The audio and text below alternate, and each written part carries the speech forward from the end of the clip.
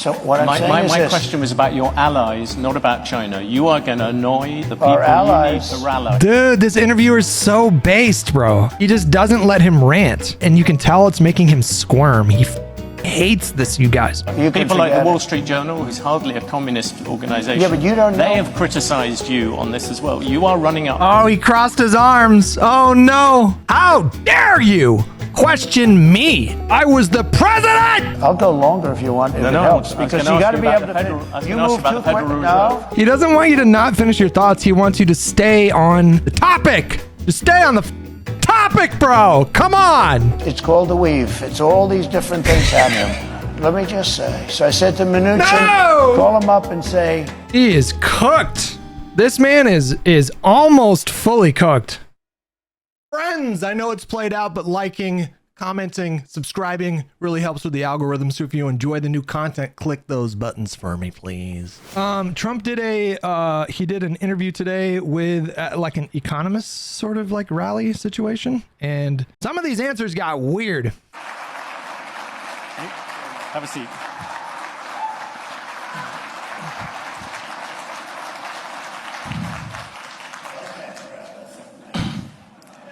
You've got a standing ovation. They're in Chicago, apparently. President Trump, thank you for doing this, as we said, and you heard the reception there. The business people of Chicago, like everywhere else, they like a lot of the things you want to do in terms of tax cuts and some of the spending proposals, but like many business people, what they're often worried about is the cost. And the Committee for a Responsible Federal Budget, which is a bipartisan outfit, put out some predictions the other day. If you add up all the promises you've made, and your plans would add $7.5 trillion to the debt. Damn. That's more than twice the total for Vice President Harris. Uh-oh. You're on course to push up debt up to 150% of GDP. You know, this is a very business-like audience. Why should they trust you with that? Because we're about growth. She's got no growth whatsoever. We're all about growth. We're going to bring companies back to our country. You look at, even today, as I was driving over, I see these empty, old, beautiful, like steel mills and factories that are empty and falling down. Some have been converted to senior citizens' homes, but that's not going to do the trick. And we're going to bring the companies back. We're going to lower taxes still further for companies that are going to make their product in the USA. We're going to protect those companies with strong tariffs, because I'm a believer in tariffs. I'm not sure that you are. I don't think you are, but I congratulate. So I think we figured out why Trump does this tariff stuff. Did you guys know that tariffs actually pull really well? Unfortunately, it is stupid. Yeah. According to a recent Ipsos poll, Reuters Ipsos, 56% of voters support Trump's tariff proposal, 41% oppose. This was from September 15th. And I just think it's the case that probably, I would assume, the vast majority of Americans just don't really know what tariffs are and don't know how it will affect the economy, would be my guess. Congratulate you on your career. But to me, the most beautiful word in the dictionary is tariff. And it's my favorite word. It needs a public relations firm to help it. But to me, it's the most beautiful word in the dictionary. Tariffs, do you think that will bring in the revenues? To use another bipartisan group, Yeah, Pearson Institute, they say they only bring in $200 billion. That is that's barely the cost of two of your promises. Yeah, but that's like for what company are you talking about, okay? Look, I brought in with tariffs, and I was just getting started. Then COVID came, and we had because I tell you what, I did a very good job in COVID. Nobody knew what the hell it was. I call it the China virus because I like being a little more accurate. But when that came, did you do well with COVID? Because you kind of told a biographer that it was a serious illness that was ravaging older people, and then you went around and told Americans that it's not a big deal, it's not going to come to America. And then when it did come to America, inevitably you were like, it's going to be gone by Easter, it's going to be gone by Easter. And then after that, we're just going to be like little embers all over I call them embers. Going to be like little embers all over the country, and we just put out the little embers. He seemed to have been taking it seriously for like a week. And then I think his calculus was like, dude, if this thing f***s up the economy, it's going to ruin my chance at re-election. And so he did whatever he could at every turn to downplay the severity of this virus to try to keep the economy roaring during a difficult time. I think that was the wrong calculus. I think if he would have handled COVID competently, then he would have sailed to re-election. I think if he would have handled it responsibly, which is kind of like asking like, well, you know, if that fly over there could lift a 50 pound barbell, then that would be good. It's just he doesn't have it in him to be responsible about this kind of thing. He views events purely through a lens of self-interest. He's just the first and last thing he thinks about during any major event. He was not thinking about Americans during that time. He could give a flying about Americans. We got hundreds of billions of dollars just from China alone, and I hadn't even started yet. But Artistes, what's up, buddy? Two things, if you look at it. Number one is for protection of the companies that we have here and the new companies that will move in, because we're going to have thousands of companies coming into this country. We're going to grow it like it's never grown before, and we're going to protect them when they come in, because we're not going to have somebody undercut them. And I could give you an example of this if you want. Would you like me to? Because it just Give me a happened. quick example, then I will come back. I just found out about it. So I've been talking about for the last year about Detroit and how horribly it has been. You know, it's just horrible, because we've been talking about Detroit's coming back for 40 years, and it's never come back. And it's very dependent on the car industry. Well, they've lost. How do you do full screen again? Is it F11? Over a long period of time. And what happened is I found out a friend of mine builds auto plants. That's all he does. He builds auto plants. That's what he's good at. He doesn't want to build an apartment. All he wants to build is, and he builds the biggest in the world. And for the last year and a half, if anybody's heard me speak, I was talking about Mexico as a tremendous challenge for us right now. Tremendous. China is building massive auto plants in Mexico. And they're going to build them, and they're going to take those cars and sell them into the United States. They're very near the border, and they're going to have all the advantages and none of the disadvantages. And that's going to be the end of Michigan. It's going to be the end of, frankly, South Carolina. Going to be the end of everything. So I've been talking about this, and I said to him about 9 months ago, I said, you know what? I want you to do me a favor, John. His name is John. I don't want to give his last name because he might not like it. But I said, I want to see an auto plant. I want to go and see one of these. You know, you press a button and everything works, right? I want to see one of the big ones. He said, all right, good. I said, where do we go? I'd like to go to Michigan. I'd like to go to someplace in the United States. He said, no, we can't do that. Why? We're not building anything big in the United States. That's not where we don't build the big ones here. I said, where are you building the biggest ones? He said, thank you so much for the tier 2. In Mexico. We're building giant plants, the biggest She's plants better than everybody. in the world. She's a tier 2. In Mexico, I said. So you mean they're going to make cars cheaply? They have advantages over labor and other things, and they're going to sell them into the United States, and they're going to put Michigan out of business. Is that what? I don't know anything about that. All I do is build the plants. If you want to see a plant, we'll go to Mexico. I'll show you the biggest plant in the world.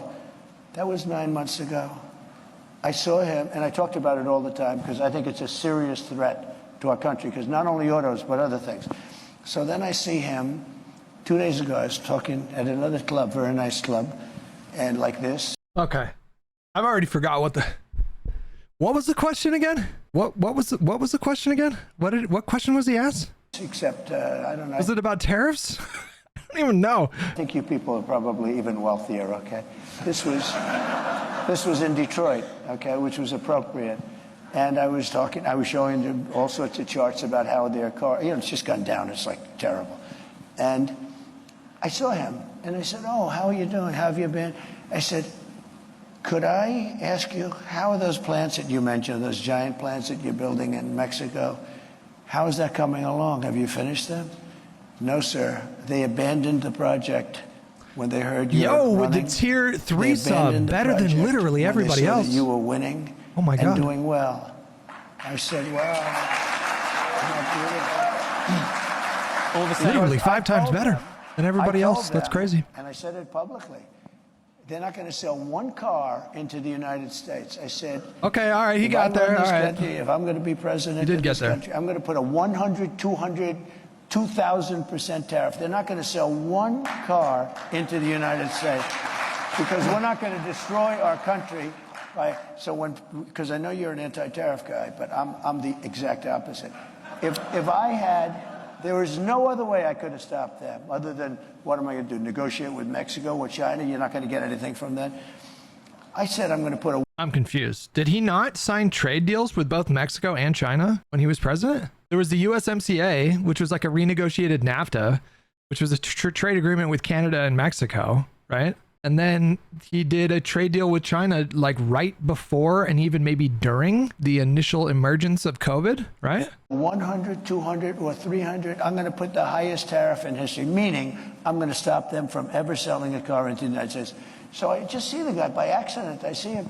He says, sir, they've abandoned the, and by the way, they built foundations. They were really rocking. They were going to do it. They thought that I was going to win, or maybe they're just holding off. I tell you this. If I don't win, those factories are going to wipe out this country. They're the biggest factories ever built for cars. They're going to wipe out our country. If she wins, and she won't even, she doesn't know what the hell she's doing.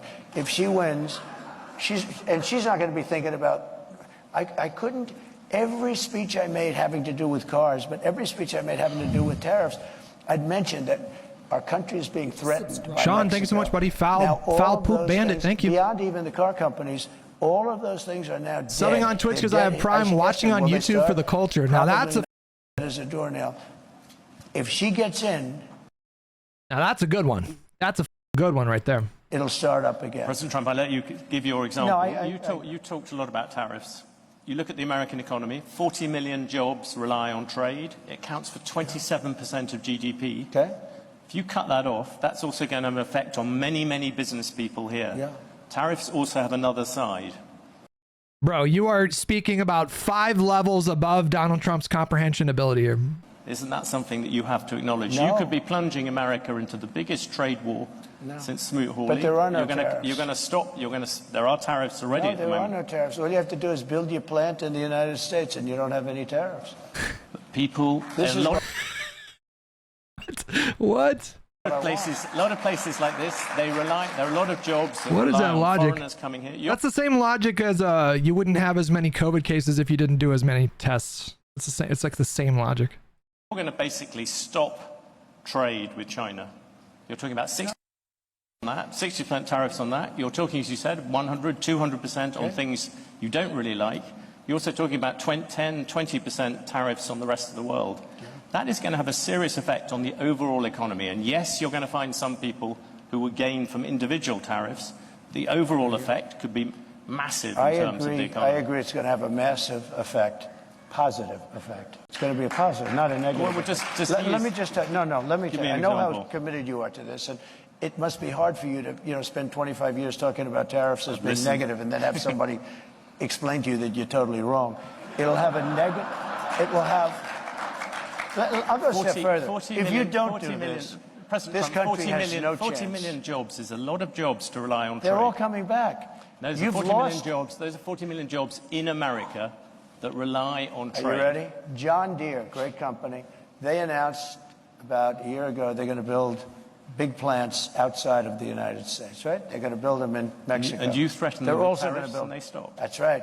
I said, if John Deere builds those plants and not selling anything into the United States, Groggle Bob with the Tier 2 membership. Thank you. Not going to build the plants, okay? I kept the jobs here, and I'll keep John Deere will stay here. And I'll tell John Deere, if you do build outside of the United States, you can if you want. For instance, India is a very tough country. It's not only China. China is the, I would say, probably the toughest. But there are a lot of tough. You know what's very tough? European Union. Our beautiful European countries. Wonderful, wonderful. Now, Trump really doesn't like these kind of interviewers. There are some interviewers that are kind of assertive and they're forceful and they don't really let him get away with rambling on or not addressing the substance of their question. Like Jonathan Swan was a really good interviewer. What was the one recently? The National Association of Black Journalists. They were like really good about like cutting him off and just being really assertive with the questions. And then this guy's doing the same thing. He really doesn't like that. So a good tell for when he's frustrated is when he goes, okay, you ready? You ready? You ready? Okay, I'm going to give you the answer. You ready? You ready? He only does that when he's getting like flustered and frustrated. He's a malignant narcissist egomaniac. And so for anyone to be cutting him off, you can just tell it ignites like a primal kind of rage within him. He does not like it. He does not like being pressed like this. If you add them up, they're almost the size of us. They treat us so badly. We have a deficit. Lazy-eyed hobbit, thank you. Angela Merkel when she was there. She's not there anymore. I wonder why. But when she was there, I said, Angela, how many Chevrolets do we have in Berlin? Why, Donald, you have none. He said, that's right. How many Fords do we have in Frankfurt? I don't know, none. I said, that's right. You know how many cars we have? Mercedes-Benz, BMW, all of the different Volkswagen, millions and millions of cars. And then I said farm products. You know, they don't want our farm, they don't want anything from us. We have deficits that are crazy, and we're not going to have them anymore. We're going to put tariffs on them, and they're going to do, and you know what they can do? The Mercedes-Benz will start building in the United States, and they have a little bit, but you know what they really are? Assembly, like in South Carolina. But they build everything in Germany, and then they assemble it here. They get away with murder because they say, oh, yes, we're building cars. They don't build cars. They take them out of a box and they assemble them. We could have our child do it. Can we come back? Let's come back. Wait, did he just shit on factory workers? Hold on, let me hear that again. They take them out of a box and they assemble them. We could have our child do it. Can we come back? Ooh, wait a second. That seems bad. What the hell? Cut that out and put it into an ad. He's just like shitting on factory workers, I guess. What the hell? Did he really just say that? Okay. Let's come back to the Europeans in a second. What about consumers? People out there. They're going to be the biggest beneficiaries. Yeah, critics say your tariffs will end up being like a national sales tax. Nope. Because the countries if you have America at the moment has $3 trillion worth of imports, you're going to add tariffs to every single one of them. That is going to push up the cost for all those people who want to buy foreign goods. No. What's going to happen? That is just simple mathematics, President Trump. It's not. Yeah, it is, but not the way you figure it. I was always very good at mathematics. Yes. Let me tell you, you're saying $3 trillion.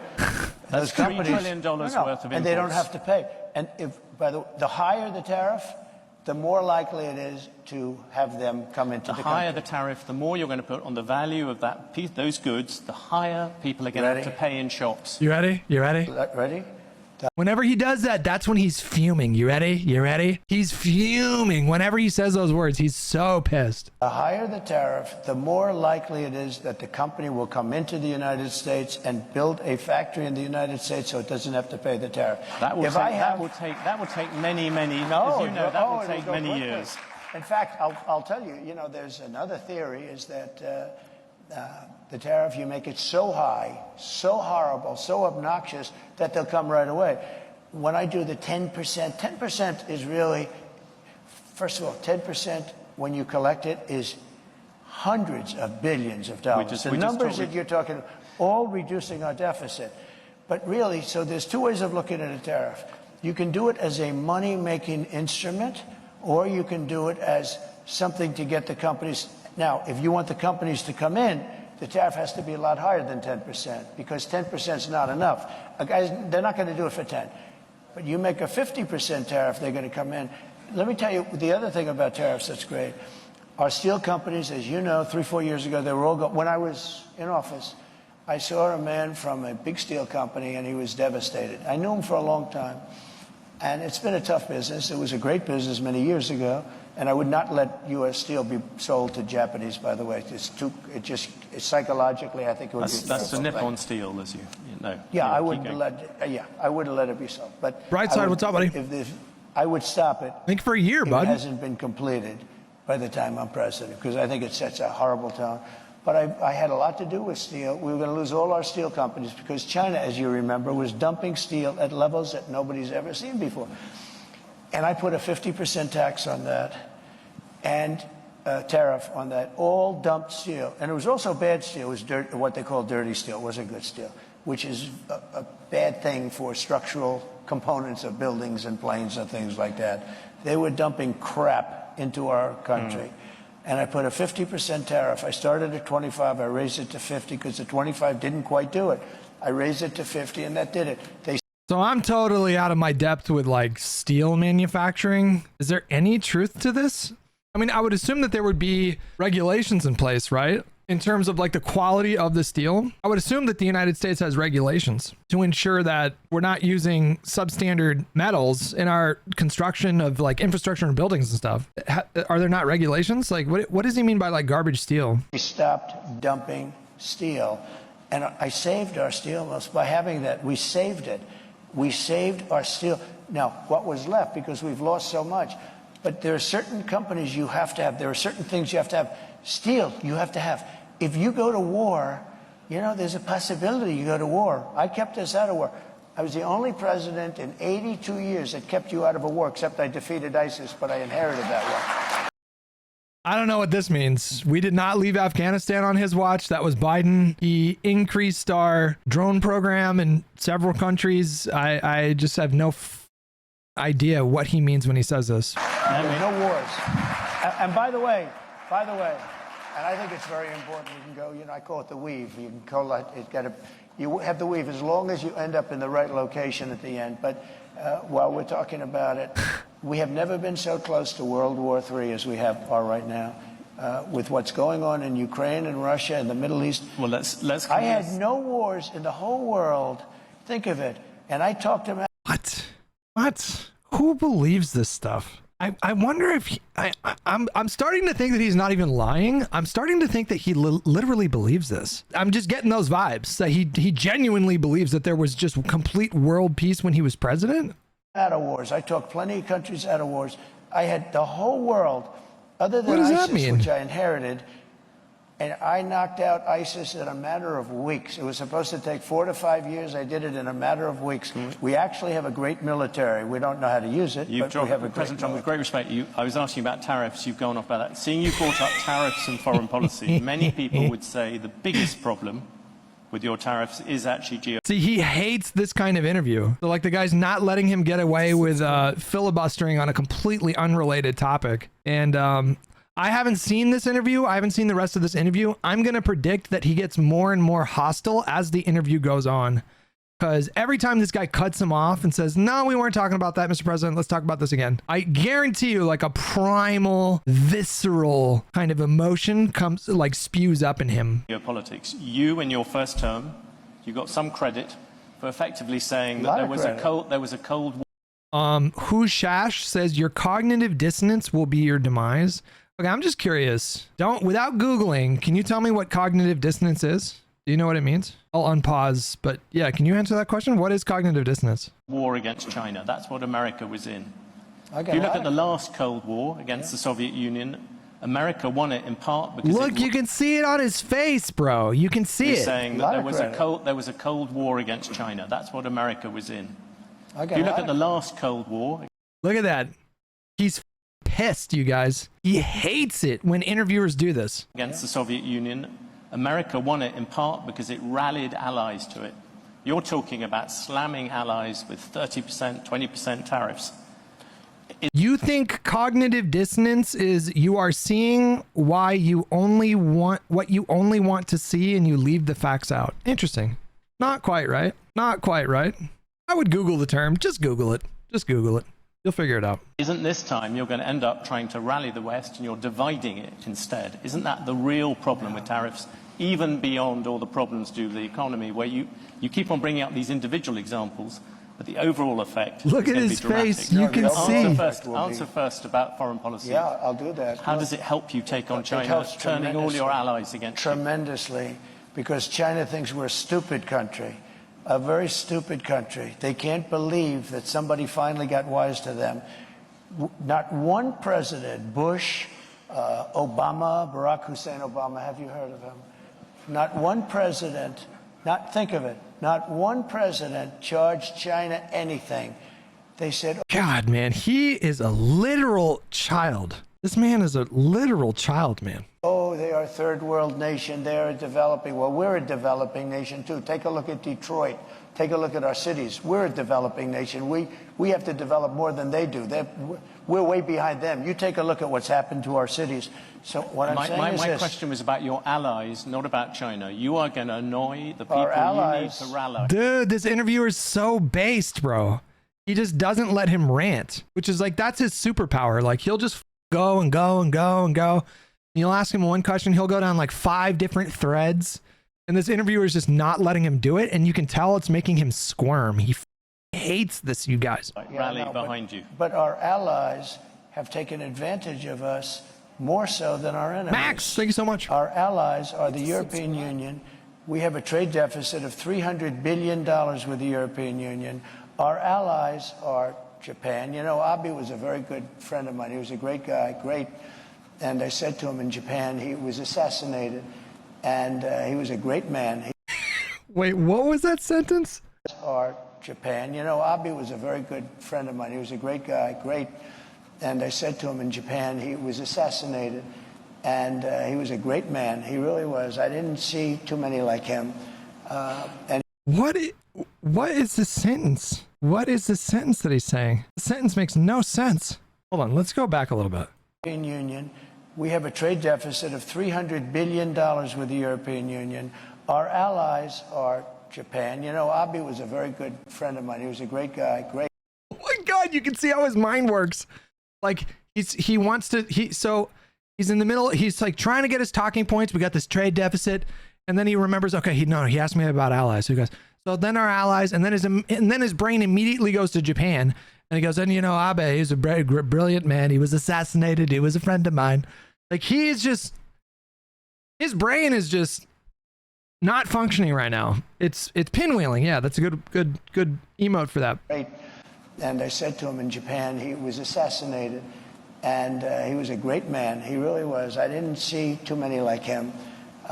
And he got very sick, and he had to take off. And then he was actually making a comeback. He was going to make a comeback, and he would have won easily.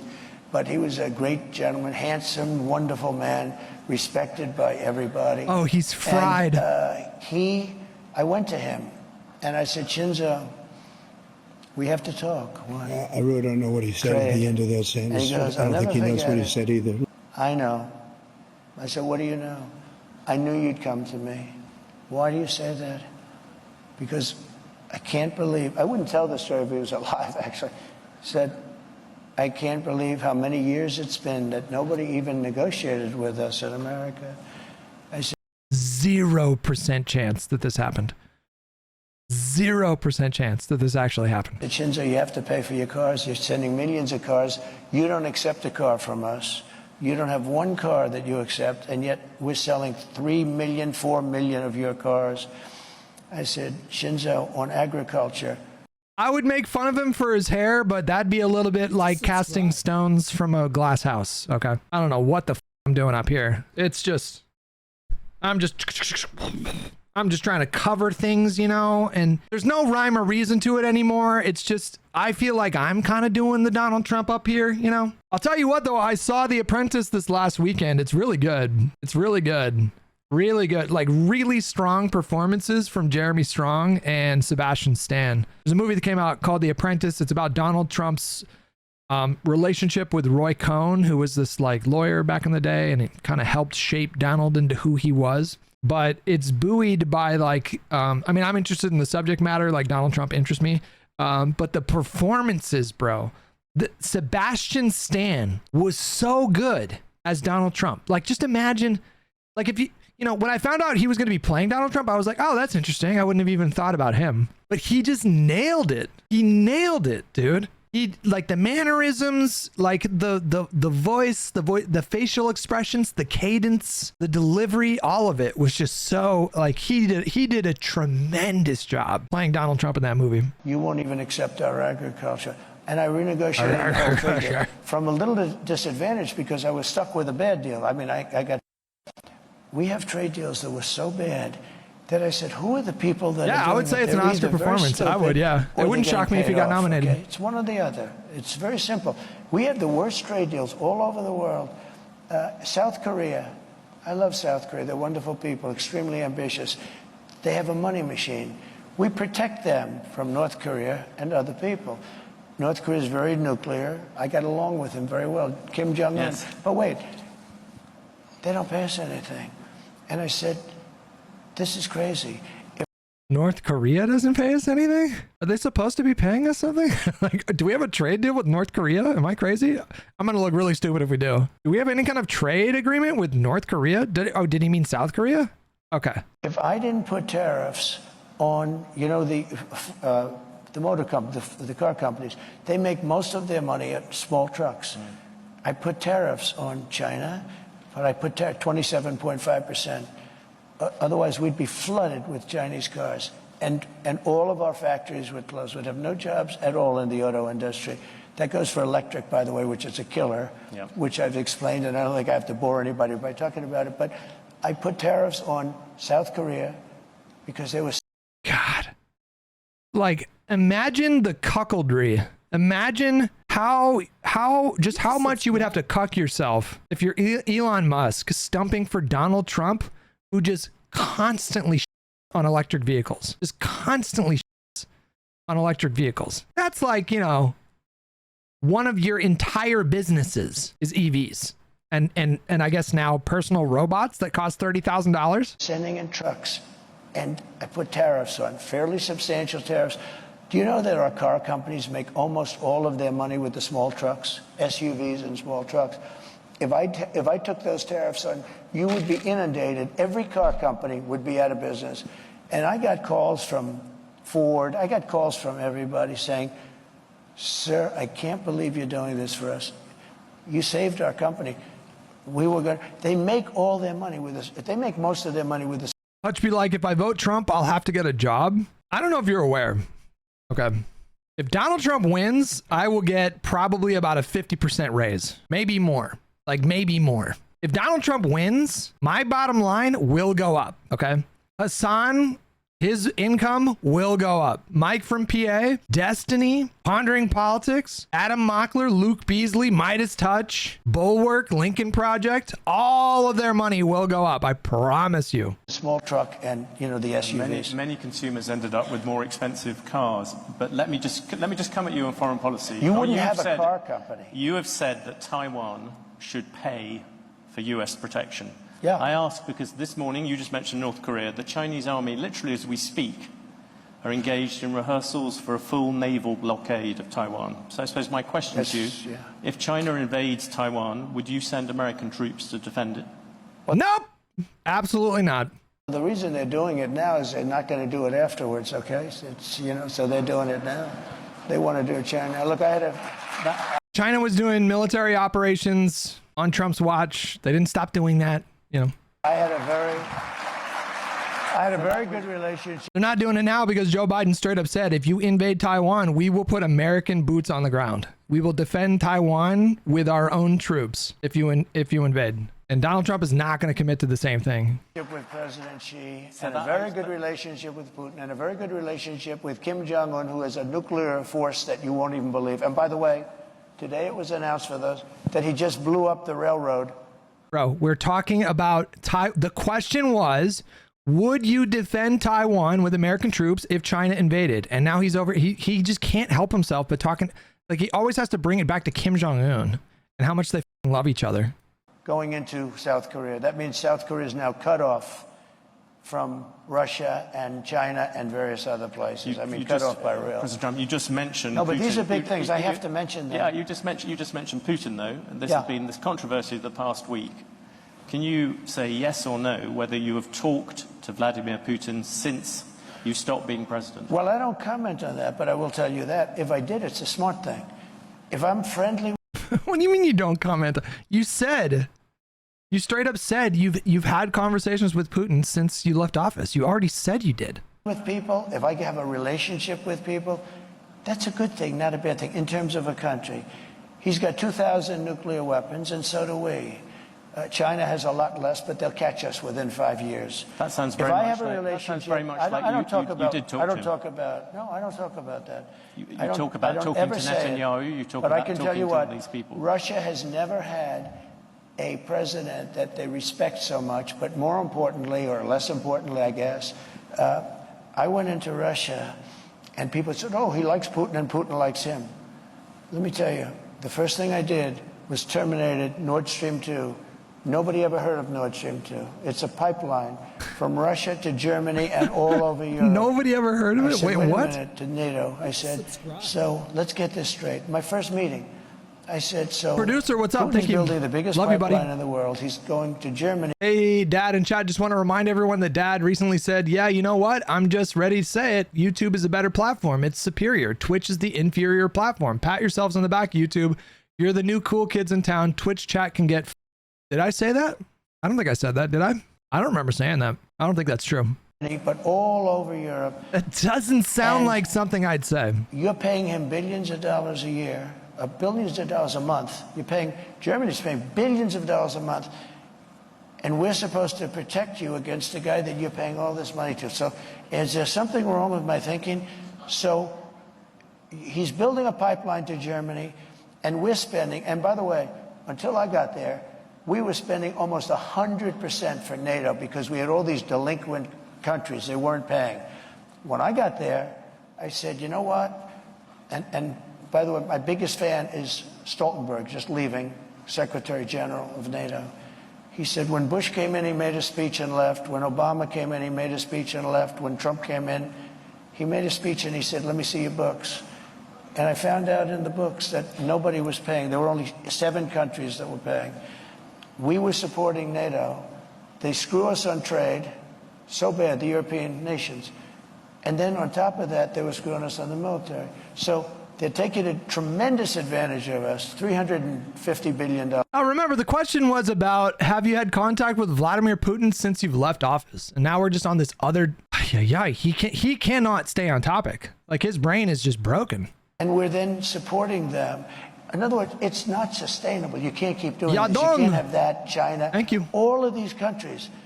And stupid people made these deals. I saw trade deals that was so stupid that you'd have to be, that was so bad that you'd have to be an idiot to sign them. And we signed them for years. We had, I could tell you trade deals that I have never seen anything. I said, who would agree to this? They had to be corrupt. They had to be corrupt. To make those deals, they had to be corrupt because there is no way a rational human being, I always say either corrupt or extremely stupid, because there's no way a rational human being would ever sign the trade deals that this country signed. And I got out of many of those deals. I told South Korea, I'm sorry, you're going to have to pay for your military. We have 40,000 troops over there. You're going to have to pay. You become a very wealthy country. Just to finish, you become a very wealthy. They said, no, no, no, we will not pay. We will not. We haven't paid since the Korean War. I said, no, you got to pay. I said, would $5 billion a year to start off with? No, no. They went crazy. They agreed to 2. I got $2 billion for nothing. And I said, here's what we're going to do. They said, we can't agree to this because we have to go through Parliament. They have the Parliament or whatever their legislature is. I said, that's okay. I fully understand that. Make it $2 billion. But next year I'm going to talk to you again. And I was going to make it $5 billion. And they knew it was coming. The happiest people to see that it was Biden instead of Trump with them, South Korea. You know what they did? They cut off the deal that I made where they were paying us. Bozy says, it's legitimately depressing that your election is so close when this guy is one of the candidates. Listen, this goes back to what I was saying before about acceptance, okay? You're going to drive yourself insane if you start having these kinds of thoughts. You could easily let that kind of thing depress you. And it's unnecessary suffering, okay? You're doing it to yourself. Practice acceptance. Okay, about 45%, roughly 45% of the country either made peace with his shortcoming, we'll call them shortcomings, because they think he had good policies or they think he's appealing. And that is what it is. And that's 45% of the country. That's the reality. It's better to accept these things. And if you focus on the idea, like trying to put yourself in the mind of a MAGA person in an attempt to understand, like, well, you know, what do they see in him? It's just you're going to drive yourself insane. So just accept it. They backed to nothing because they went back to Biden and they gave it to him for nothing. They were willing to pay. We have 40,000 troops in harm's way. Very serious, because you have North Korea is a very serious power. They have tremendous nuclear power. And I said to South Korea, you got to pay. And they agreed to do it. And Biden then cut it back, and it's a shame. And I could tell you 50 deals. And if I were there now, they'd be paying us $10 billion a year. And you know what? They'd be happy to do it. It's a money machine, South Korea. You're going to mention Taiwan. You wanted to mention Taiwan. No, you mentioned Taiwan. You said you would defend them. You also seemed to imply that Putin, you would not. Putin, you seemed to imply that you had talked to him without actually confirming it. I said I don't comment on those things. What about? Can I ask you a particular thing about the dollar? You talked about wars at the New York Economic Club. You said that if you lost the dollar as a reserve currency, it would be like America losing a war. Yeah. You look at what you're going to do in terms of protectionism, drive countries to use the other currencies. And all that debt is also going to lessen the dollar's status as the world's reserve currency. If Do I'm you worry elected, about the that? dollar is so secure, your reserve currency is the strongest it'll ever be. And You no say country... that, you say that, President Trump, at the moment there is a thing called the Trump trade in the markets. Do you know what that is? The Trump trade is very simple. People are betting that your policies are going to drive up debt, they're going to drive up inflation. So they're going to drive up interest rates. Are the investors wrong? Yeah, I had 4 years no inflation. I had 4 years no inflation. But that was when you had much... I had 4 years. It's better than that. Well, you literally inherited a booming economy from Obama, and then inflation went to like basically nothing during a pandemic. Literally, thanks Obama. And Biden, who has no idea where the hell he is, okay? Biden went 2 years with no inflation because he inherited from me. And then they started spending money like drunken sailors. They spent so much money. It was so ridiculous, the money they were spending. He drove our deficit to the highest level it has ever been in the country, ever. We had the highest deficit ever on Trump's watch. He has the record for that. He is the record holder for that. They were spending on the Green New Scam. The Green New Scam, the Green New Deal, you know, it was conceived of by AOC +3. She never even studied the environment in college. She went to a nice college. She came out, she just said, the Green New Scam. She just named all these things. President Trump, the issue at the markets are looking at the fact you are making all these promises. Latest one was car loans. You're flooding the thing with giving giveaways. But we're going to grow. I was actually quite kind to you. I used 7 trillion. The upper estimate is 15 trillion. People like the Wall Street Journal, who's hardly a communist organization, yeah, but you don't know. They have criticized you on this as well. You are running up. Oh, he crossed his arms. Oh, no. The body language, he hates this guy. How dare you question me? I went to Wharton Business College, okay? I was the president. Who the f are you to question me? Enormous debt. What does the Wall Street Journal know? I'm meeting with them tomorrow. What does the Wall Street Journal know? They've been wrong about everything. So have you, by the way. You've been wrong about You're trying to turn this. You're trying to turn. Not have a plan. I have concepts of a plan. Who are these chimps, these chimpanzees in the crowd clapping for him? They clap every time he acts like a child. These primitive people, they clap, they applaud him when he acts like a child. No, you don't know anything. You don't know anything. What do you know? They got everything wrong. You got everything wrong. You're always wrong. I'm always right. You're wrong. Ah, yeah,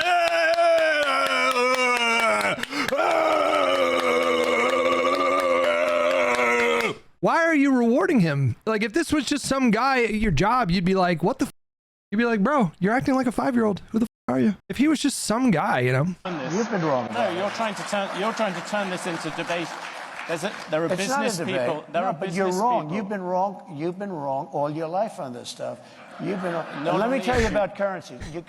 What does he even know about this guy? Did he even know this guy's name before he took this interview?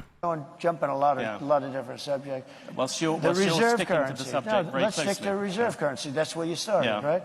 The reserve currency is under threat because you have Iran, you have Russia, you have China. China's the one that you have to worry about because they want it. Yeah. They want to have the yuan be the thing of power. So here's what I'm doing. Again, I hate to go back to it. If somebody says, power. I know countries want to get out because they don't respect our leadership. They look at this guy. The world currency? Is that what you mean? She's worse than him. By the way, I never thought I'd say this. She is not as smart as Biden, if you can believe it. This is not what we had 4 years of this lunacy, and we can't have it anymore. We're not going to have a country left. Okay. Dark Paragon, what's up, buddy? Very important. Yes. And if you want to go to third world status, lose your reserve currency. We have to have that. We cannot lose it. If you you'll go to third world status in this country because you take a look at the way things are running. If a country tells me, sir, we like you very much, but we're going to no longer adhere to being in the reserve currency. We're not going to salute the dollar anymore.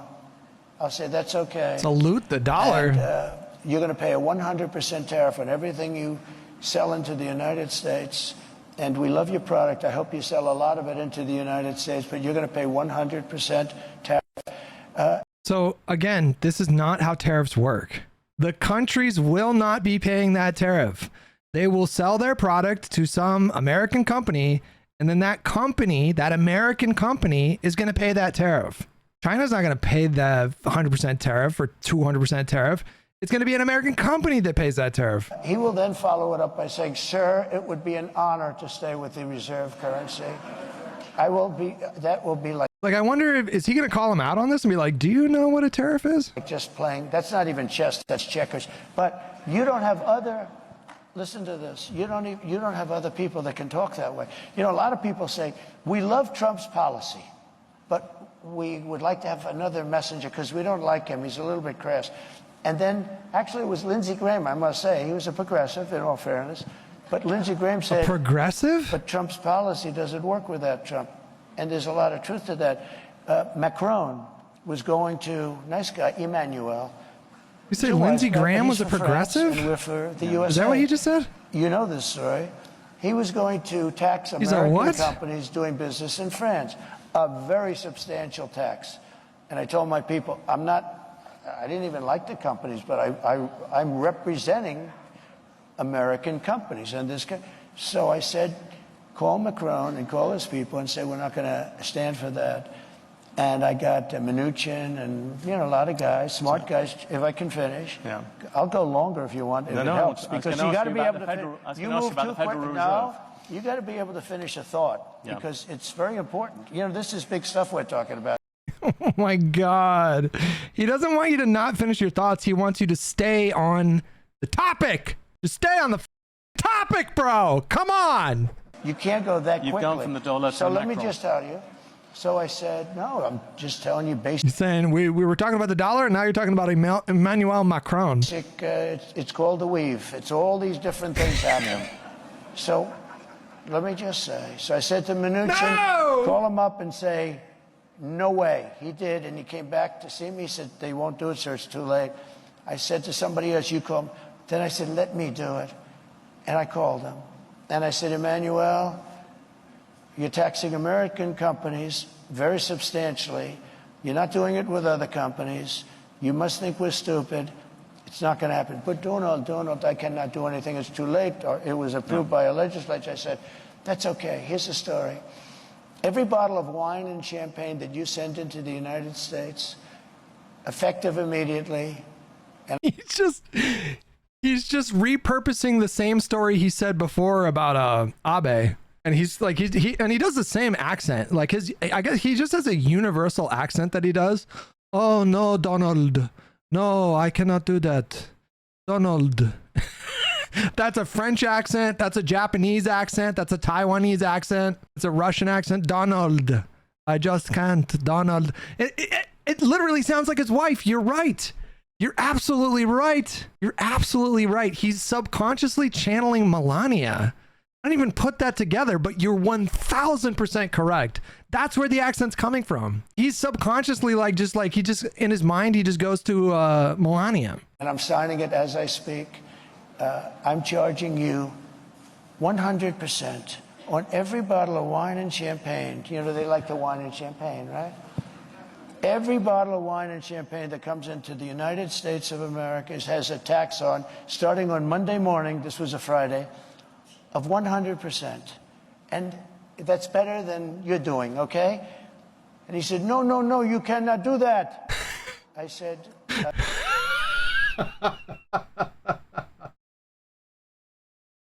I wonder how many times he's heard those exact words from Melania throughout his entire marriage. No, you cannot do that. Oh man, I bet you he's channeling a real memory. That's what all the great method actors do, right? Like they take real memories and real emotional experiences and then they channel that into a performance. I've done it. It's already signed. Monday morning goes, may I call you back? Bill Keys hopped into the YouTube chat to say, this is not Call of Duty. True! You caught me. 4K. Yes, he calls me back in about 3 minutes. We have decided to remove the tax from the companies. I did this all day long. No, Donald. But you don't have. You think Biden does that? I don't think so. Let me change. Let me ask you a very factual question. the Federal Reserve.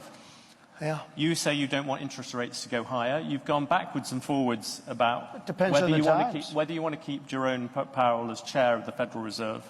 His term as chair runs on to May 2026. Would you seek to remove or demote him?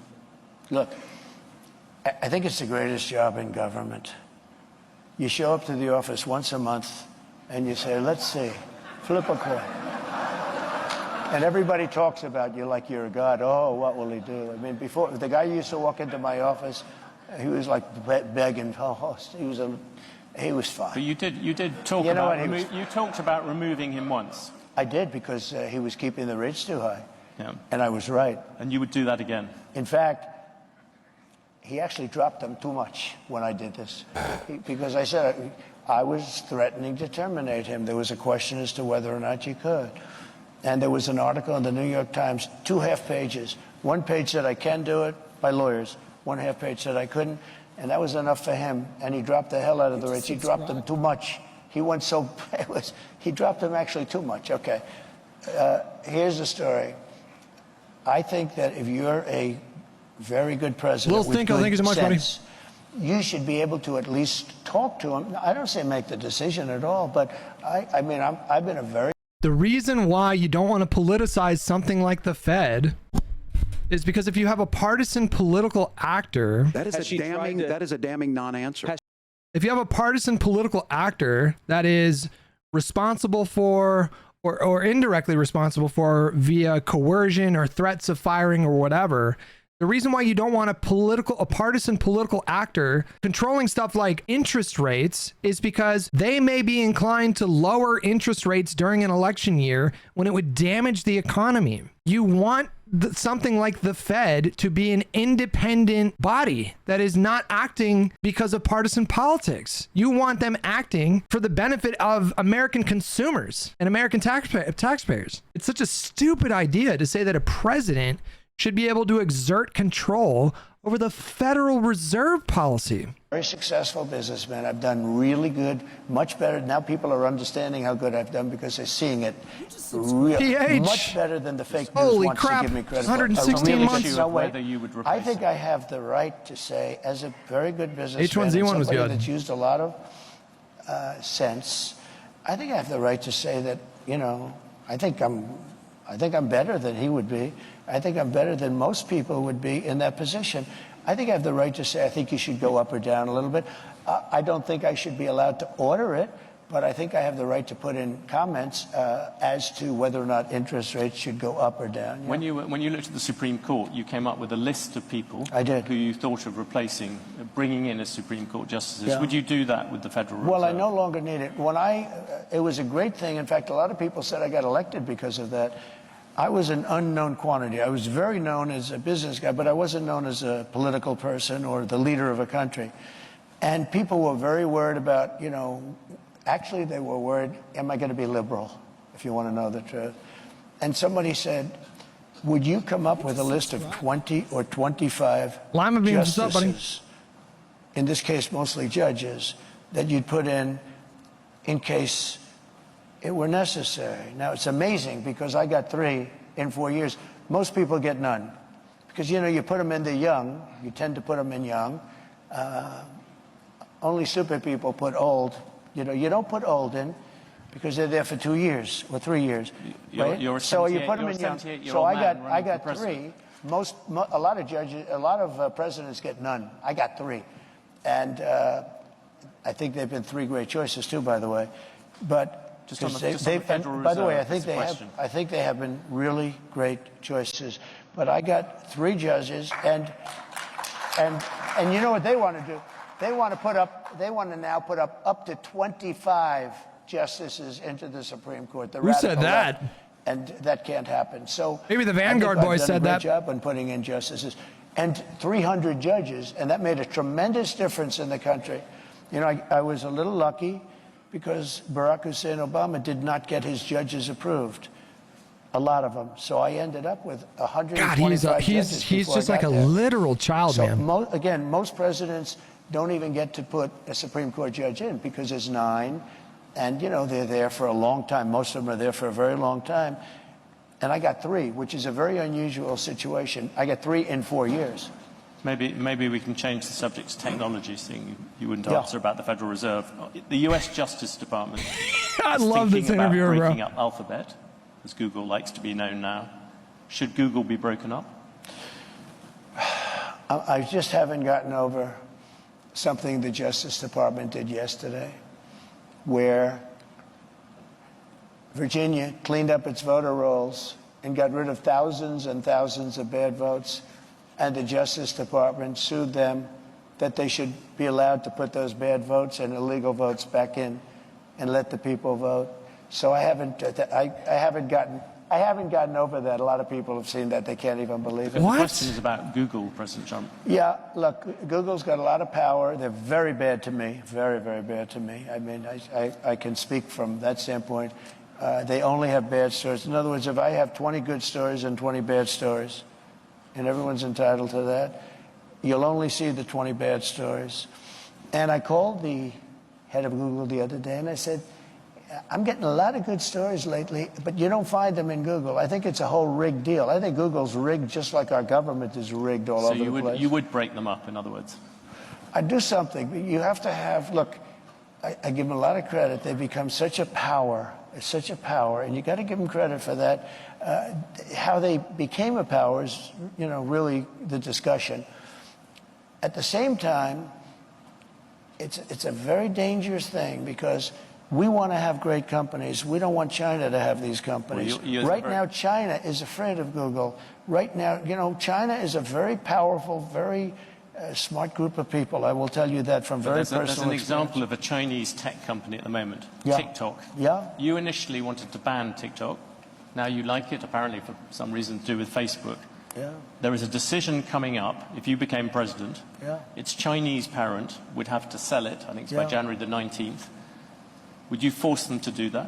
So I originally had it all done, and then I said to Congress, your decision. I said, I'm not going to, you know, pull any strings, nothing. I had it all done and then said to Congress, it's your... What? What do you mean you had it all done? What does that even mean? Your decision. You make it. But I had it all done. And I said, you make it. And what does that mean you had it all done? To make it. I didn't what care does that even if mean? They made it or not, because to me it was a flip of a coin. You know, you have some real First Amendment problems. You have a lot of problems. You just talked about Chinese technology, the need to defend against it. TikTok and the threat people see to many kind of American children and things like that. Yeah, but you know, why do you no longer see it as a security threat? I think it is a threat. Frankly, I think everything's a threat. There's nothing that's not a threat.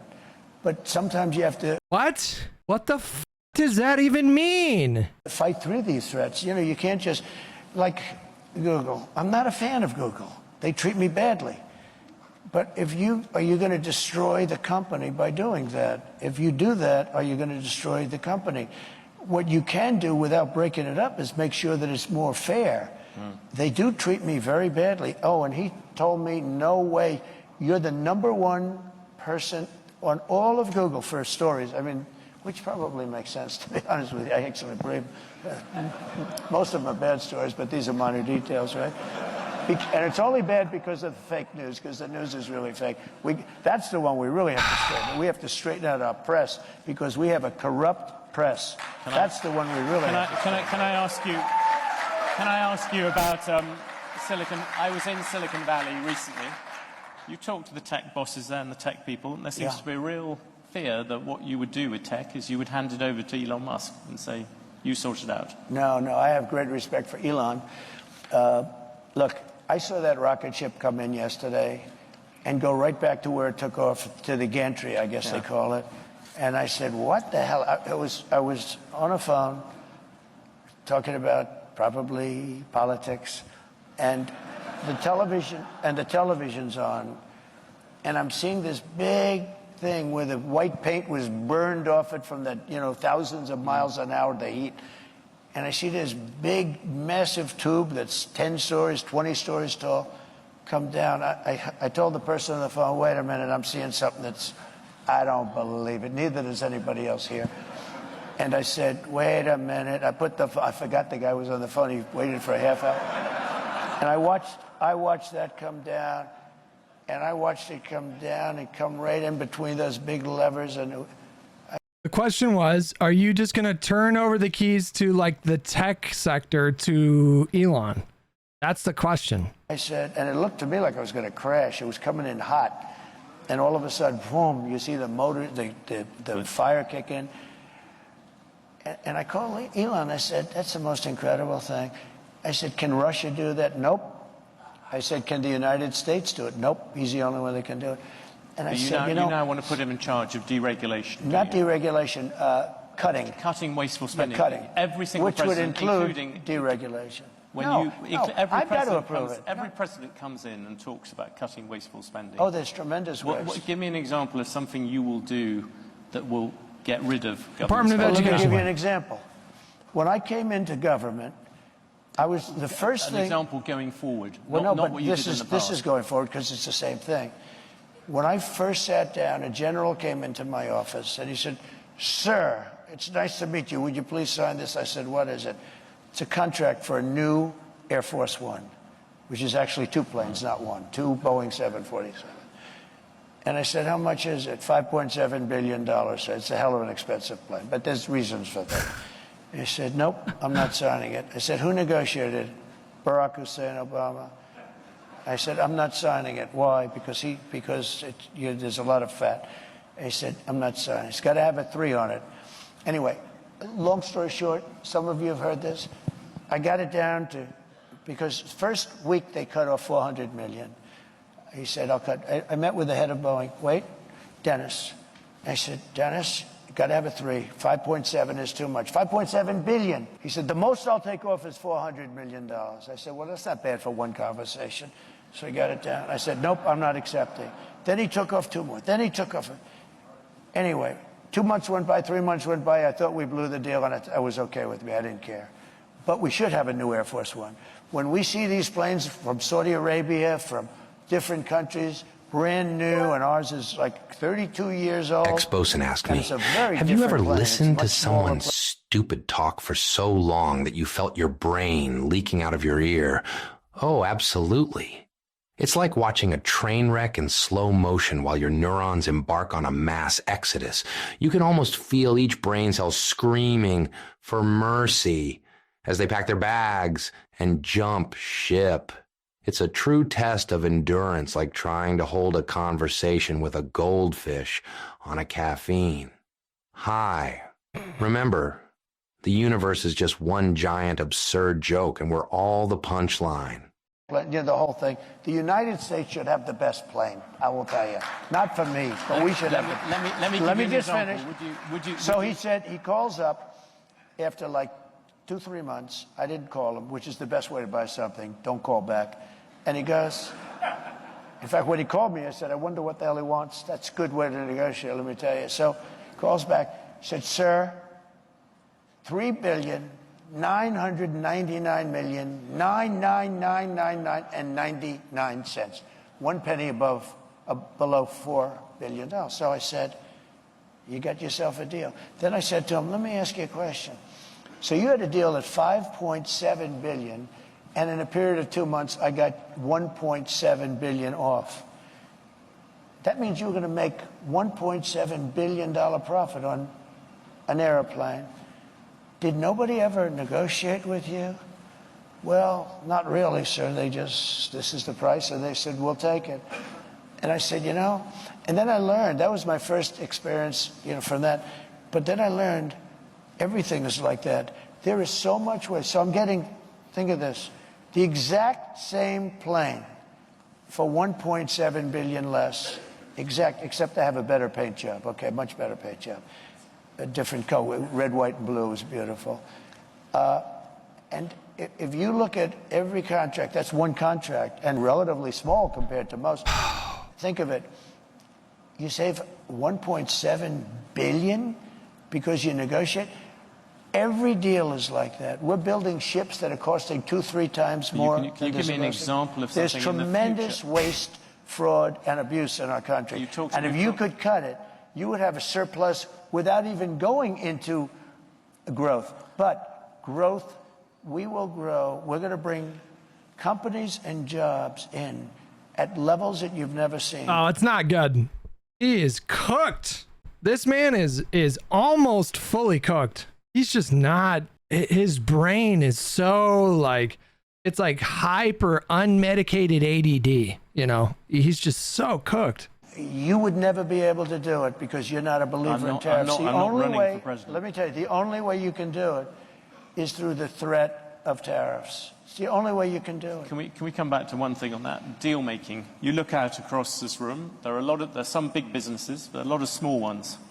You look at the way you've given us a lot of examples of things where you've negotiated with the heads of big businesses. Right. Give you an example, when you put the tariffs on China, much smaller than you're planning to do at the moment, when you put them on, Apple came, you negotiated a difference for them. I did. That's much harder for small business people. Isn't the problem with the way that you do these kind of deals? You're bound to deal with the big companies. It's the small companies who get hit by all these different things and can't find exceptions. Oh, we have exceptions. No, we had an exception rule.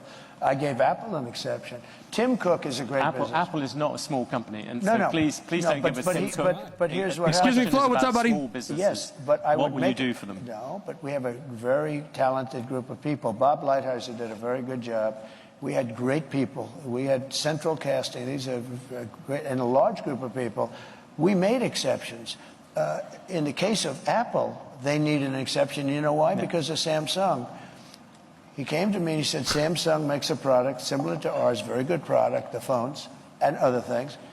And because they're in South Korea, they don't have the tariffs. Because we're in China, we have the tariffs. I said, you happen to be right. You're not going to be able to compete. I said, look, I'm going to give you a 1-year break, but I want you to start building your factories in this country, whether it's Texas or any other place, anywhere in the country. And he said, what does that mean? I said, you have everything in China. I want you to move it from China back to our country. And he started doing that. And he built a factory, a big one in Texas. He built another one. And this was all a process. It was all happening. But I did give him an exception. And the reason was, he said, as soon as he said Samsung, I said, how is that product compared to yours? He said, it's a good product. I said, then you really can't compete. You can't have a 25 or 50% tariff and compete, right? Yeah. And I said, I'm giving you an exception. And I did it for many companies. But what happens if small businesses come and see you? That was the question. But we do it for small businesses, too. We do it for small business. I'll give you who I didn't know, but he came to me. He was at a meeting, and he built kitchen cabinets. And he was, pretty big in the business. That's all he did is build kitchen cabinets. He said, sir, China and South Korea are building kitchen cabinets for 1/3 of what I can make them. I said, what's the quality? They're not as good, but they're good enough. I can't compete. I'm going out of business. I put a 25% tariff still on kitchen cabinets. I saw the guy 3 days ago. He said, I'm the man that saw you about kitchen cabinets. You saved my company when you did the tariff, and you saved thousands of jobs. And my company is now doing very well. And he started to cry. My God, bro. Much, I will tell you. He said, you saved my company. There's nobody that could have done that.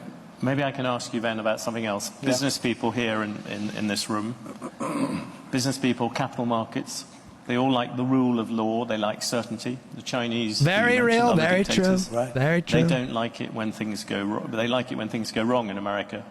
If you look at the events of January the 6th, 2021, it showed to many people America's democracy was unruly and violent. Only 3 weeks to go to the election. Will you commit now to respecting and encouraging a peaceful transfer of power? Well, you had a peaceful transfer of power. You had a peaceful transfer of power. You had a peaceful. No, you didn't. Come on, President Trump. You had a peaceful transfer of power compared with Venezuela, but it was by far the worst transfer of power for a long time. Thank you. I appreciate that because this is what they like to do. This is what they like to do. It's very interesting. The question, President Trump, is would you respect the decision? When I found out about this interview, I did a little check. This is a man that has not been a big Trump fan over the years. So I had a choice. Do I do this interview or not? I'm glad I did it. But do I do this interview or do I disappoint a lot of people? Because I know a lot of people in the audience. But his view is very different than mine. Let me just say. I'm asking you a question, Professor. We had a term, peacefully and patriotically. These were people. If you think an election is crooked, and I do, 100%, if you think the day it comes when you can't protest, you take a look at the Democrats. They protested 2016. They're still protesting it.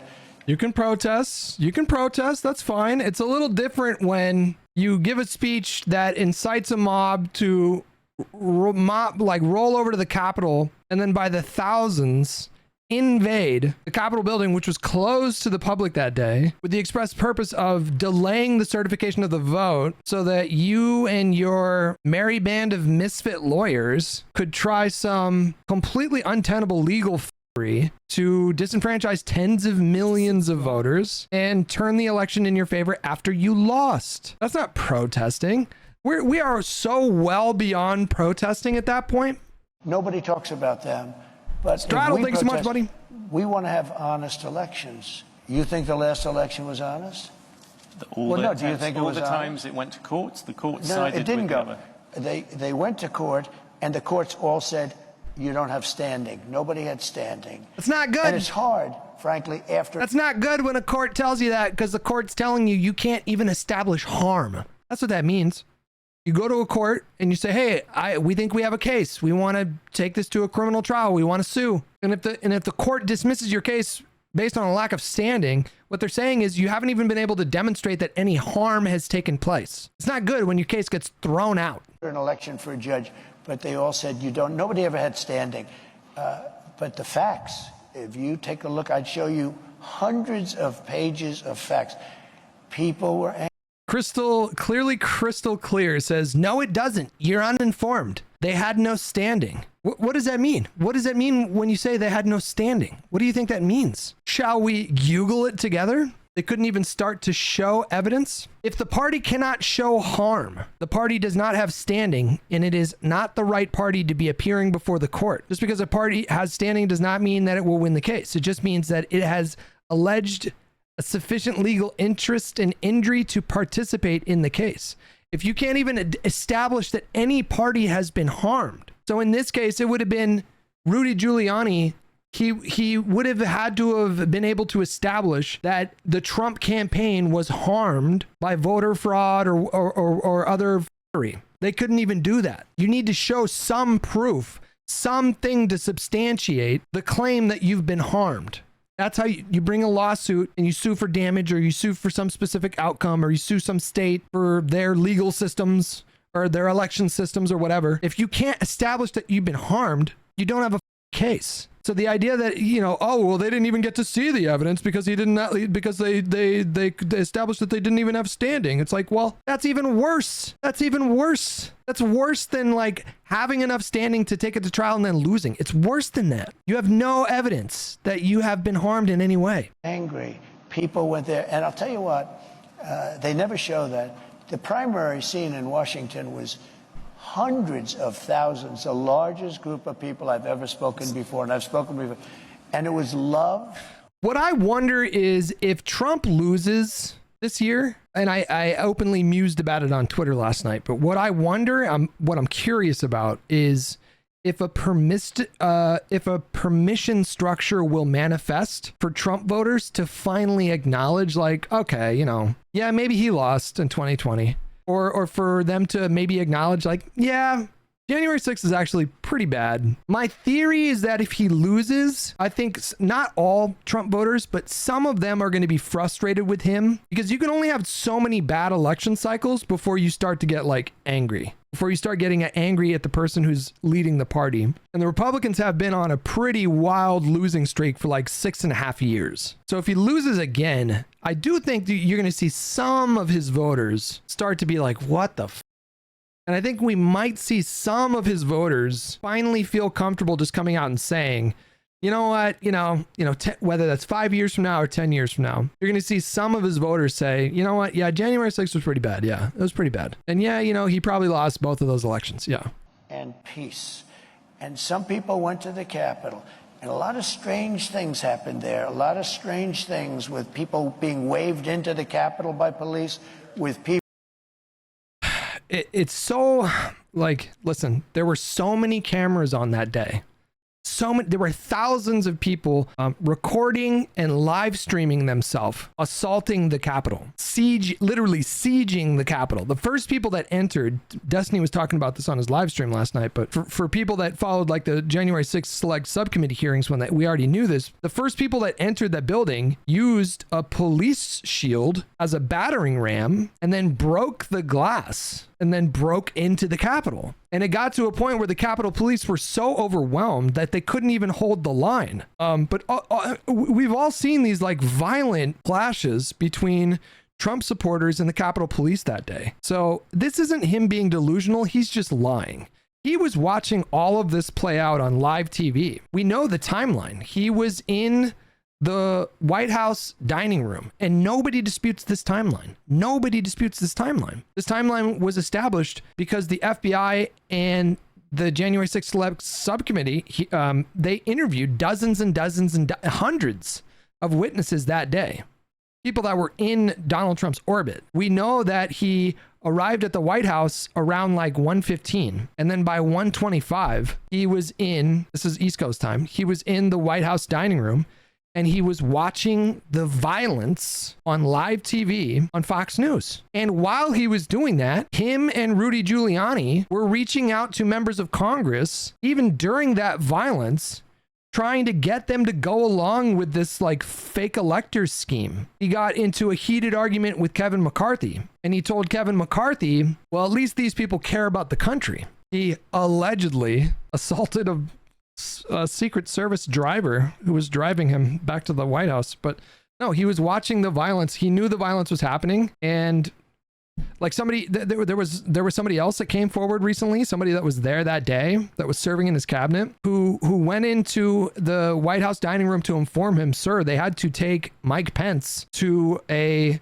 secure bunker. They had to evacuate him. And Donald Trump reportedly said, quote, who cares? He knew that they were getting violent. That was the point. Al Kamal on YouTube says, you think they were actually violent at the Capitol? Normally I would like get into a debate with you, but I'm not going to do that. I'm done with people like you. People screaming, go in with it, that never got into trouble. You know, I don't want to mention names, but you know who they are. A lot of strange things happened, but you had a peaceful, very peaceful. I left the morning that I was supposed to leave. I went to Florida, and you had a very peaceful transfer. This was not and I'll tell you what, those people that did. This is like saying the Revolutionary War was peaceful when we signed our treaties, like ending the war. This is like saying the Civil War was peaceful the day that we like signed like a peace treaty, or the day that the Confederacy surrendered. Yeah, that was peaceful. That was a peaceful transfer of power after the Civil War, like after the violence, after 500,000 Americans died. But when they signed the surrender, like that was pretty peaceful, right? This is like saying we had a peaceful transfer of power when, who was Lincoln's Johnson? Was it Johnson? Andrew Johnson is vice president. This is like saying we had a peaceful transfer of power when Johnson took over for Lincoln after he was assassinated. Well, it was peaceful, right? He put his hand on a Bible and, swore an oath to protect the Constitution, and that was peaceful, right?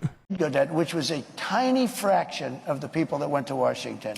I mean, you're talking about a very, very small, because hundreds of thousands of people, and I don't know what you had, 500, 600, 700 people go down to the Capitol. No, it was estimated between like 10 and 20,000. The amount of people that actually went into the Capitol, I think, was estimated between 3,000 and 4,000. But those people, that was not one of those people had a gun. Nobody was killed. That's not true. There were people that were charged with possessing a firearm that day. Except for Ashley Babbitt got murked, but hey, she had that coming. Let's be honest. Ashley Babbitt, she was killed. She was shot in the head by a policeman what he did was horrible. She was shot in the neck by a based police officer who was doing his job. His job was to protect all the House members that were hunkering down and hiding in the pews. Do you call those pews? They were hiding in the aisles. The Senate chambers got evacuated. The House chamber, they were still in there. And there were scores of idiot Trump supporters, Ashley Babbitt included, who thought it would be a good idea to smash the windows to get into those House chambers where dozens, hundreds of House members were hunkering down and praying that they wouldn't breach and literally like murder them. And Ashley Babbitt knew there was a guy there holding a gun to the window. People yelled out, he has a gun, he has a gun. And I guess she's either deaf or she thought he's not going to pull the trigger. She tried to get in there and she got murked. It's like it is the most of all like the police shootings I've ever seen in my life. That was hands down the most justified police shooting I have ever seen. Open and shut. Absolutely, that cop did the right thing. It's not a good thing that people die. I'm not celebrating when someone dies, but I'm not gonna cry any tears for her. She made a really terrible decision that day, and she wasn't the only one affected. Like family members that loved her, like lost a family member because she did something really dumb. You've made it on the news. Turn on CNN. I don't have cable, bro. Have I seen this? I don't know if I've seen this clip. I've seen some clips from this. Not trying to out you, but like there's been people I'm sure that might not have had like legal citizenship that have maybe worked in various businesses. Yeah, that's true. And it's like, you know, I've definitely been taken care of as a kid by people that weren't legal, babysitters and stuff. So there are people that maybe would like a path to citizenship that I have a lot of empathy for. You have to start with the criminals. Agreed. Okay, look. But maybe we can. It's very tough. Maybe we can open our hearts a little bit to the people who are trying to be, you know, good, hardworking Americans. You know, I agree. What do you mean? Okay, pathway to citizenship? Dope. Okay, let's go. What's going to happen? You're going to be in the midst of this. Now, you know, Dwight Eisenhower was sort of a moderate, General Eisenhower. Did you know that they had 8% generals, president of the United States? 8% were generals, 92% were politicians. And then you had Trump. See, that's a weave. You know, we go off at just I like that. Because now I'm like, where are we weaving? He's using that term because this is a term that's come up in the press recently. Like people have been kind of taking jabs at him for doing this thing that he calls the weave, which is that he just kind of goes off on these weird little tangents. And he reads the news, like he reads these news articles about him. He watches the news coverage of him. And so now he's starting to use this word. And I guess it's his way of acknowledging that he just goes off on these tangents and you can't get him on track. No, I'm into this. No, think of it, because we're talking about generals, and then you get back onto the general. There you go. Because what I was going to say is that Eisenhower. I like the play-by-play for the week. No, it's good though, isn't it great? We go into it, we mention Eisenhower, and then I say he was a general, 8% generals, 92%, and now you go back. Okay, it's part of the weave. You know? Then you go back. You know, you got to keep it all together. You got to be sharp. If you're not sharp, you're dead. Think of it. Think of it. No, but think of it. What are they laughing at? Like, what is the joke here? What is funny about this? So we have 92% and 8%. Nobody, no admirals, and no business people until me. So now we have me. I'm one. Yeah. So I'm. And then maybe things change after that. The question was about a pathway to citizenship to people that are here that provide essential services to Americans. Is he going to get to the answer to this question? This man is cooked, bro. Okay, here's... No, I think it will change. There'll never be another business person that ever does this. Okay, here's because I've been treated so badly that I think that no person of success... Don't forget, my whole life was deals. Deals. Most guys are stiffs. Yes. Like, they'll run for office. There's no deal. There's no nothing. You can't get yourself... Talk about stiffs, bro. How many contractors had to sue him to get paid? In trouble much. Yeah. You can be a crooked politician, which some are. Yeah. But basically, I do so many deals. I do hundreds of thousands of pages of documents a year, you know, when I'm really in the mood, right? Yeah. And if they find one page, I got myself a problem politically. Yeah. Okay. Does he ever answer the question? What a bizarre clip, man. President Trump, so I think we should be allowed to disagree on that. And obviously, you see by the reaction in this room, let's return to one other big subject that you bring up repeatedly, immigration. Yeah. I know it's a very emotive issue for you, but just from the point of view of business people here, you look at the full effect of taking a lot of people out of the workforce, removing a lot of people. The Congressional Budget Office is banking on the fact that there'll be $9 trillion added to the GDP of America over the next 10 years by immigrants. You want to stop that process. For all the people who run businesses in the audience, I'm just focusing on the economic thing. Are you prepared to say, look, it's fine to have a slightly smaller economy in exchange for having the immigration controls you want? Simple answer. I want a lot of people to come into our country. but I want them to come in legally. I don't want to have... He reduced the amount. I mean, it wasn't just illegal undocumented migrants his administration was trying to reduce. His administration also set the goal of reducing legal immigration, and they did. They reduced the amount of legal immigrants that came into the country. And then Biden took over and he granted more work visas, more student visas. He presided over more naturalization processes, and yeah. That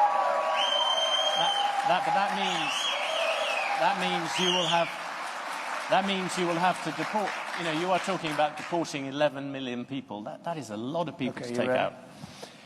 It came out last week that 425,000 people are horrible criminals at the... The number just keeps going up, man. I mean, this is a lie. This was already thoroughly debunked. But I think the initial number was 325,000 was what they were claiming of like violent immigrants that came into the country on Biden's watch. And then the DHS had to come out and clarify what they said, because what they were saying was being taken way out of context and misconstrued. And the actual figure that they were giving were numbers of people that have come into the country over the last 40 years, including on Trump's watch. And the right-wing space turned it into 300, like it was like 300,000 people, violent people came in on Biden's watch. And he just inflated that to 420,000. Highest level. But it came out that 13,099 were let in during their administration. They tried to say it longer. Wrong. No. Over the last wrong. 3.5 years, nope. 13,000 plus people came in, murderers. Nope, this is a lie. They're in jail for murder. Some were having the death penalty. They were all released into our country. 13,099 people were released into our country. We had drug dealers released. We had street gangs released. Look at what's happening in Aurora. But now I don't have to go with Aurora anymore. Look at what happened last night in Times Square, where migrants from all over the place. You know, it's not just South America. We have people coming in from the Congo, large numbers from the Congo and Africa. They came in, as of last night, I was speaking to Tom Homan, 180 countries. People came in. They came from prisons and jails. They came from mental institutions and insane asylums, a step above. They came from the terrorists. We had large numbers of terrorists come in.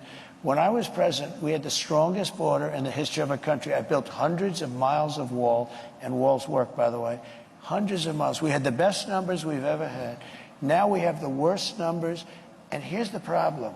We have some of the worst criminals in the world coming in. Now, Venezuela, their crime has gone down at levels that nobody's ever seen before, because they've taken their street gangs and their drug dealers and they've emptied their prisons, not fully because they can't get enough buses. They've emptied their prisons. They load up the buses and they drive them into the United States, and they're dropping their prisoners into our country. Their crime is There's no down. evidence of this. Their numbers are crazy how low it's dropped. This is just another thing that he says. He just makes it up. There's no evidence that this is happening in any country. I heard 72, 74%. They've taken their gangs. They've taken their criminals off the street.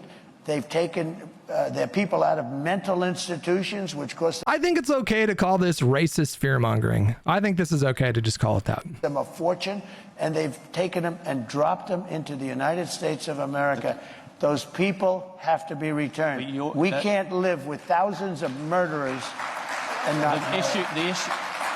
The issue I asked you about was the idea that if you reduce immigration, every economist will tell you, if you have fewer people, there is a smaller economy. I like immigration, but they've got to come in legally. Okay. Well, let's finish on two. No, I want to make sure. Look, I don't want to have people that have killed 9 people and they're a sadistic, crazy nut job. We have to have people that can love our country, that can that will obey the laws, everything else.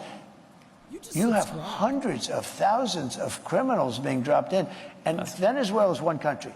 Look at what they have done, though, in Aurora. They've taken over apartment complexes. They've gone into the real estate Barkley business. Bark, thanks so much. Except they've done it with MK, whatever the hell they're called, right? I mean, they have weapons that are so sophisticated, our military doesn't have them. They've taken over parts of cities. In Colorado, you have a place called beautiful Aurora. Take a look at what's happened to Springfield, Ohio, where they dropped 30,000 people into a community of 50,000 people, and it's total bedlam. The hospitals can't be used anymore by the residents. The schools can't be used by the children that were there last year because other people that don't even speak the language. The issue I asked you about, many companies here have a shortage of labor. Yeah, that's...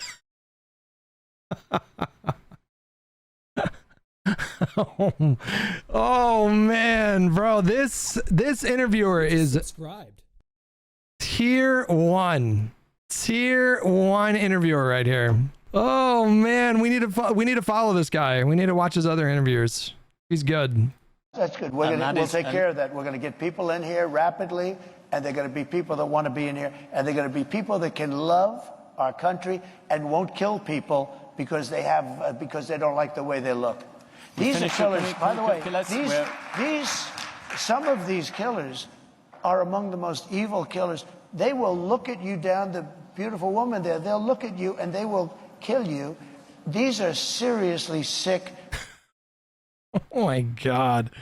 He's getting so lazy with this rhetoric. Getting sloppy, boys. People.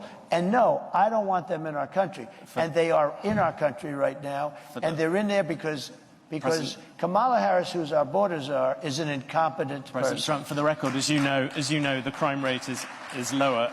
Can I finish with two questions? The first, you just said it, you don't do old. You own and run businesses. Yeah. Would you appoint a CEO who was 78? You didn't give you a medical? Yeah, I would. Depends on this. I met people like Biden, who's in bad shape. I wouldn't appoint him. He's 81 or 82. He's 4 years older. But I'd appoint, I know some of the smartest people I know. I know a man that made all of his money from the time he was 80 to 90, and he was a failure all his life. He was in the drinks business. Strangely, you didn't bring this up when you were running against Joe Biden. No, I never attacked him for his age. In fact, I used to defend him on his age. Oh God, what are we doing here, guys? What the f are we doing? I attacked him for his lack of competence. I've asked you all these questions. Oh, bro, dude, this guy is. I know so many people in their 80s that are among. Bernie Marcus is 95. He founder of Home Depot. You have that conversation with him.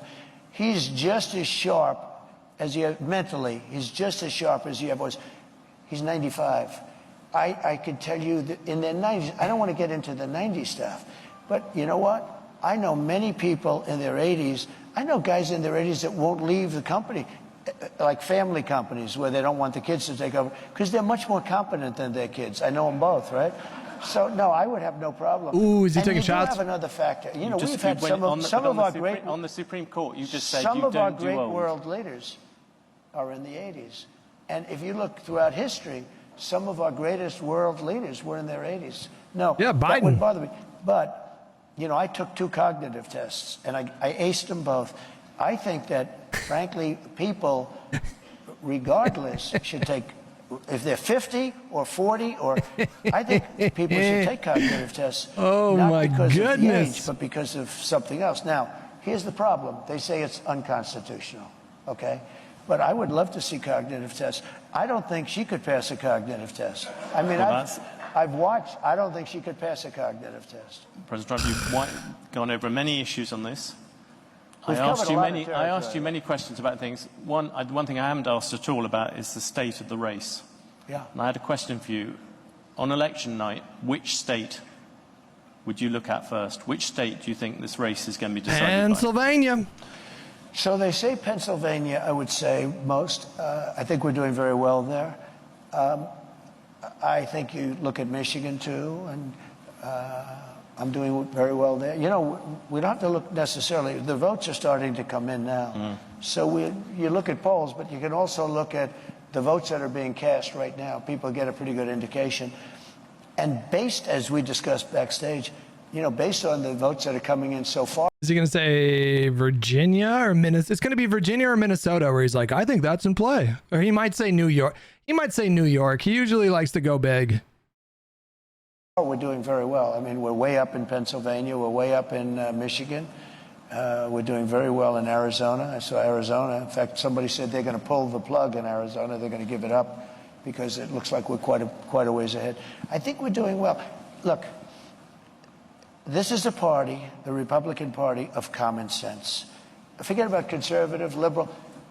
We're, let's say conservative, but we're really a party of, we need borders. We need fair elections. We don't want men playing in women's sports. We don't want transgender operations without parental consent. You know, there's so many things, but it's 99.9% is common sense. It really is common sense. And I like to say it. I don't know if anyone said it in the past, but I say we're really a party of common sense, and we want to have great people in our country. I want to have a lot of people come in so that you have your choice and so that they have choice. I want to, you know, I have a good heart. I have a heart where I want people to be taken care of, but I don't want to take in people where millions of people, 21 million people at least, have come in the last 3.5 years, unvetted, unchecked. We don't know anything about them. How many million did he just say? Millions of people. 21 million people at least have come in the last 3.5 years, unvetted, unchecked. We don't know anything about them. We don't. How about this? Gavin Newsom, he's the governor of California. Newsom. He signed Newsom, I call him. Yeah. But do you think?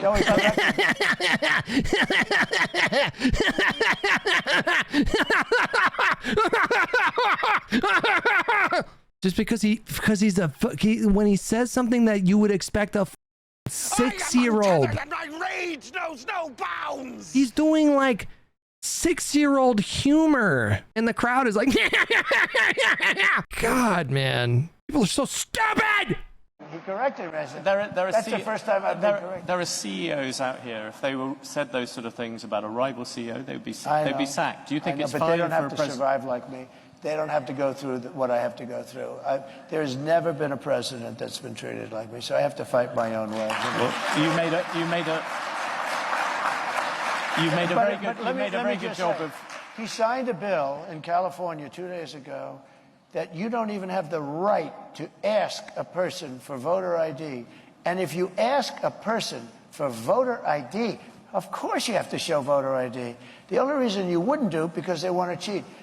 The bill says you cannot, it's against the law for you to ask a person, may I please see your voter ID when he votes? What is our country coming to? Well, you've given us a... Let's do a comprehensive package, right? Actually, wait, hold on. I don't know if the Congress has authority over state election systems. I don't know if they are allowed to determine whether or not this or that state or all states should require voter ID. I'm pretty sure they do not have that authority. But if you wanted to do 50 individual, if you wanted to do like sweeping changes or whatever, let's just have it. So let's have every state. Let's change our election to be on a Saturday and make it a national holiday. Let's if you want to do voter ID, okay, but have it mailed to voters at no cost to them. You shouldn't have to drive to the DMV and wait in line for 2 hours or whatever. It should be really easy. If you want to do all these things, let's make sure everybody lives within 5-10 minutes of a polling place. Let's do these things. Yeah, fine, let's go. A tour d'horizon of where that country might be going to. Thank you very much, President Trump. Appreciate it. Thank you very much for the conversation. Whew, what a mess. What a mess that was. My goodness. My goodness.